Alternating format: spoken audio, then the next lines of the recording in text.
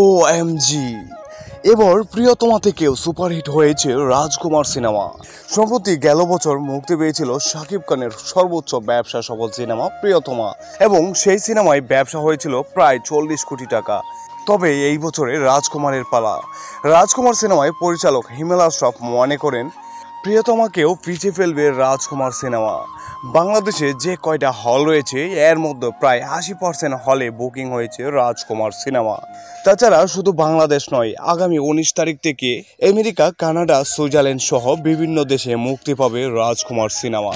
কেউ কেউ আশা করেছেন 50 কোটিতে দাঁড়াবে রাজকুমার সিনেমার ব্যবসা। এই পর্যন্ত যতজন লোক রাজকুমার সিনেমা দেখেছে তাদের মধ্যে কেউ চোখের পানি ধরে রাখতে পারেনি। শাকিব খান নিজে এই সিনেমা নিয়ে চ্যালেঞ্জ করে রেখেছেন। এদিকে ডেড বডি সিনেমার পরিচালক মোহাম্মদ ইকবাল তার ডেড বডি সিনেমা রিলিজ করতে না পেরে খুবই দুঃখ প্রকাশ করেছেন। হয়তো জীবনে আর কোনোদিন শাকিব খানের সাথে কম্পেয়ার করবেন না। শাকিবিয়ানদের জন্য সুখবর এই যে আগামী মাস থেকেই শুরু হতে পারে শাকিব খানের নতুন সিনেমা তুফান।